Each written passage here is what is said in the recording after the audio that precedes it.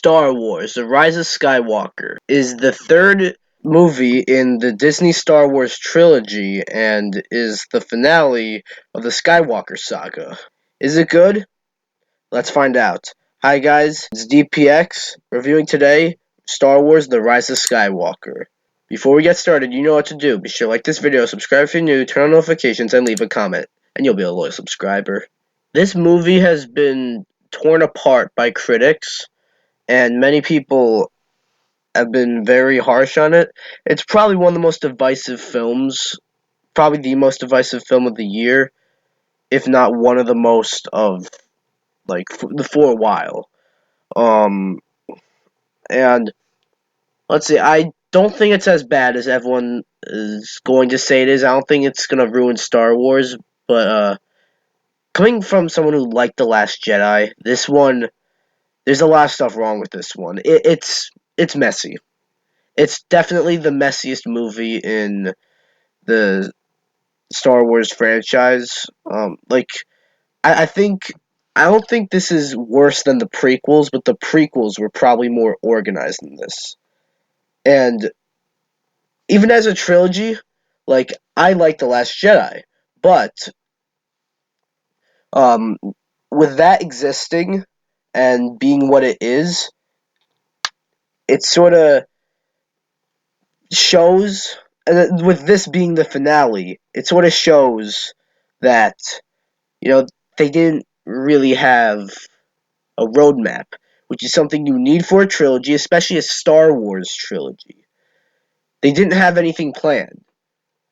Uh, Kathleen Kennedy wanted three different directors to do three different movies and make up their own shit, which you should never do. Never do that. Now, if you're getting the impression that I don't like this movie, I I actually kind of did, especially since I love Star Wars. I really like the characters. I like the environment, the universe, the world. You know, all the lore, stuff like lightsabers, Jedi, Sith. Like all that is very interesting to me because it's something that before Star Wars hasn't been done too awful much. And if this is the finale for the Skywalker saga, I'm not sure. It's not a good finale at all. But there is some good to it. Stuff like you know, the visuals, something thrown around a lot, are great. They're so awesome. The score, just like always, John Williams did great with the score. Um, Kylo Ren probably is like the most interesting character, and like back in the Force Awakens, I didn't like him that much, just because he seemed pretty two dimensional to me. Like he just seemed to be like new Darth Vader, but and his arc sort of is like Darth Vader's arc, but said he turned bad at a much younger age, and we don't see him turn bad, so it's a bit different. But that is if you take away that is if you include the prequels. If you don't include the prequels, then we also don't see Darth Vader turn bad. So, anyways, yeah, Kylo Ren is done really well, and Adam Driver does great. I also must add that the cast is great in this movie. No one phones it in. Nobody like no one's wooden. Everyone's good.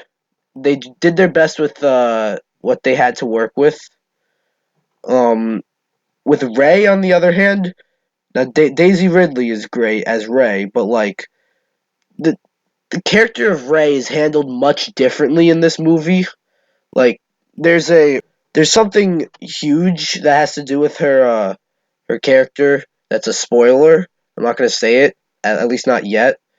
There'll be a part in this video where I talk about spoilers. But with Rey, she seems a little like you see, this movie takes place after The Last Jedi. It's kind of like in Return of the Jedi. It takes place quite there's quite some time in between Empire Strikes Back and Return of the Jedi. and there's quite some time in between Last Jedi and this. But with Rey, here she sort of like knows everything. Like she's crazy with her powers, and didn't really make much sense to me. I like the character of Rey. I like the character of Kylo Ren. Another thing was Finn. Like he just is sort of there with like in the Force Awakens. It's a stormtrooper turning good. Like that. That was new. Like that's never been done before, and they really didn't do anything with that. Another thing that is very noticeable throughout this whole movie, or at least through the first half, it's sort of like there's two different movies in one. Like there's two. I don't know how to explain it. The first half of the movie seems to sort of be like an apology for the Last Jedi. Uh, I personally thought that movie was good, but it did turn off a lot of Star Wars fans. So the first half of this movie's damage control almost, and the second half of the movie is when it actually tried to conclude the trilogy and therefore the whole saga. But there's still like bits of the we're sorry about the Last Jedi. We won't do it again. But I would have honestly preferred if they didn't do that and they just worked with what they had with the story. The moral of the story is here. I said this earlier, but they really should have had a roadmap. They should have had a clear direction where they wanted to take the trilogy, because they didn't, and that hurt the that hurt the whole trilogy. One thing I did like, however, I was a bit worried about the Leia scenes, and obviously, unfortunately, Carrie Fisher died back in like what 2016, and that was before the Last Jedi, which was already done at that point, so they didn't really have to do anything. But with the Rise of Skywalker, they that was a little more tricky, so they had to like use bits and pieces of like unused footage from the Force Awakens, and I think maybe a little bit of the Last Jedi. And I was worried about it feeling a little, you know, weird, a bit out of place. But no, it worked. Uh, it worked really well with the Carrie Fisher scenes. They never felt out of place. Also, Rose is in this movie again, but like barely. Like again, from someone who likes the Last Jedi. All right, I am saying I like the Last Jedi. I'm saying that quite a lot, but I did.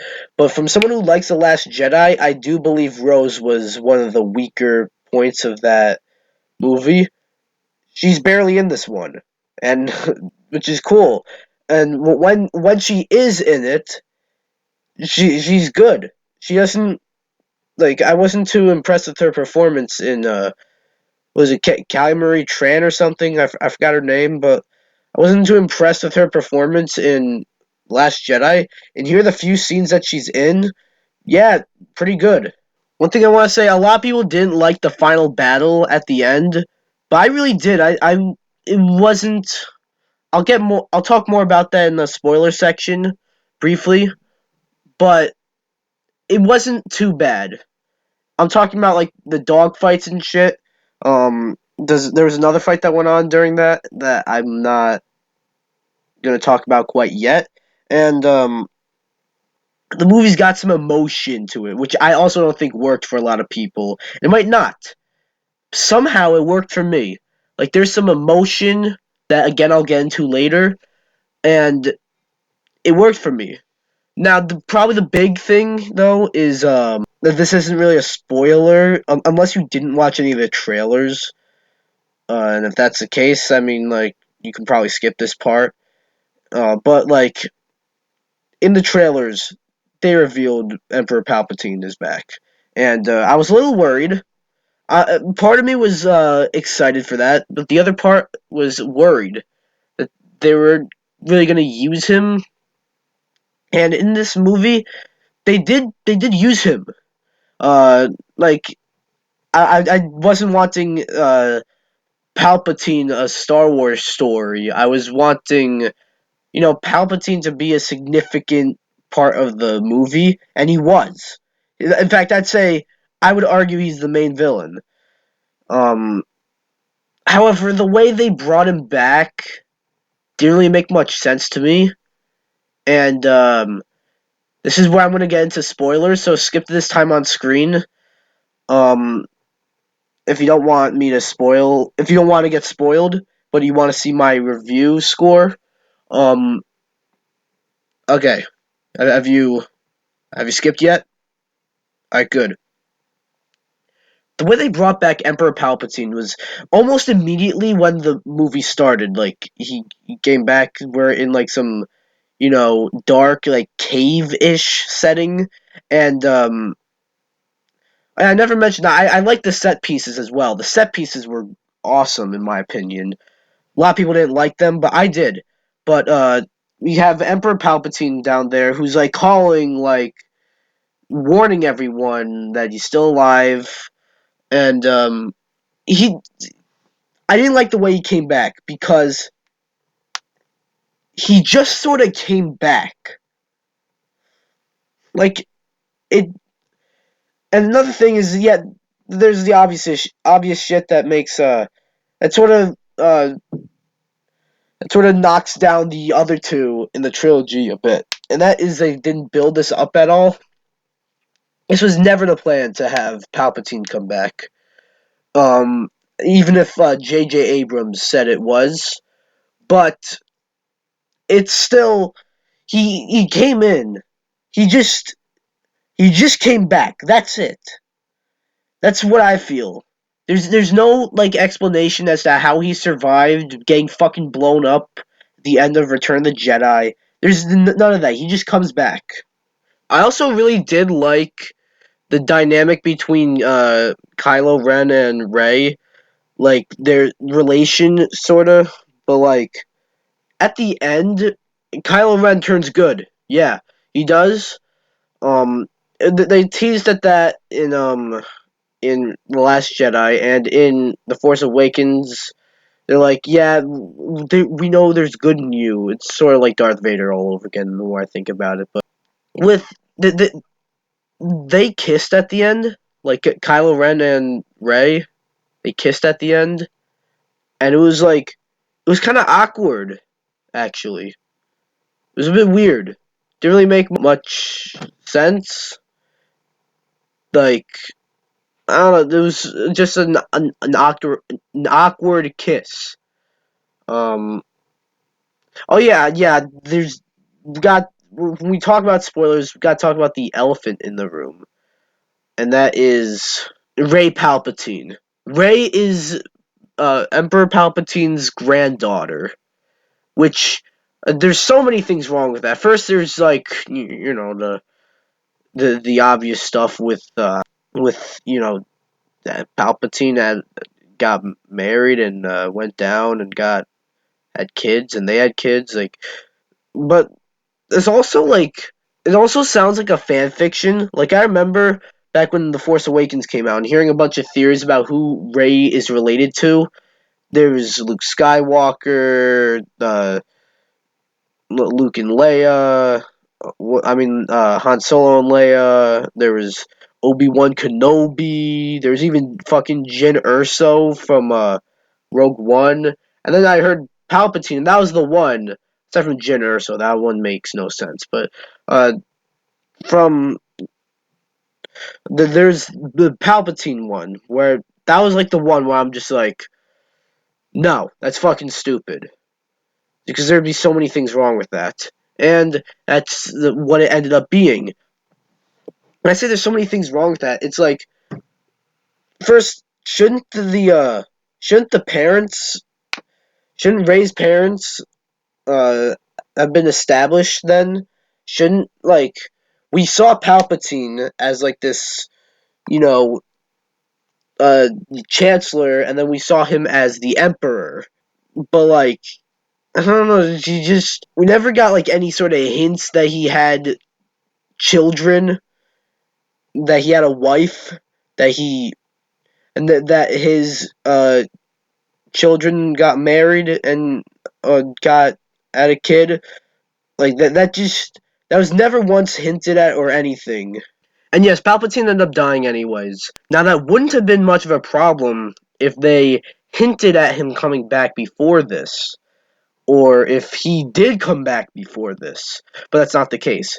But whatever, it is what it is. I did like the fight between Rey and Kylo and Palpatine. That was honestly sick. Honestly, it despite how much sense it made, it was it was a good fight. I liked it. There's some good emotion there too, and even that one fight between Rey and Kylo Ren was pretty good. But then at the end, like Kylo Ren gets distracted by some Force voice he hears in his head, which is Leia, and Leia dies. Like I don't know, maybe it's like old age or something. I'm not quite sure. And that's another thing. It was like, how did she die? What? Like she just died. Leia just died. Like Leia was handled very well up until that point. Kylo Ren gets stabbed, but then healed. Rey like force heals Kylo Ren, and then leaves him, and then Han freaking Solo comes. Like I wasn't expecting him to come back. They must have paid him. Disney must have paid him big bucks to return, because like he really hates Star Wars. So much to the point where he wanted his character to get murdered so he didn't have to be in it anymore. And it's actually worked out better because like he got Kylo Ren to like turn and help out. You got him to turn good, so it's sort of like, yeah, I forgive you, so the audience should forgive you, which made total sense. In conclusion, Star Wars Episode 9, The Rise of Skywalker, is not a bad movie by any means, but it's not what should have, you know, concluded one of the biggest sagas in movie history. I honestly feel like there should be one more movie. This shouldn't be the conclusion, or maybe it should be, but this trilogy should have been planned way better. However, if you're a Star Wars fan, definitely go see it. That's why, in conclusion, I give Star Wars The Rise of Skywalker a 7.5 out of 10. Some of you guys might think that's a little too high, and I don't know, my opinion might change over time, because Star Wars is like one of those things that, like, your opinion on it changes over time. So, I don't know, maybe it'll be different in a matter of years. So, what do you guys think, though? This was a bit longer, but I wanted to talk about both spoilers and non-spoilers in this video. So, what do you think? Be sure to like this video, come subscribe, and I'll see you guys in the next video. Bye-bye.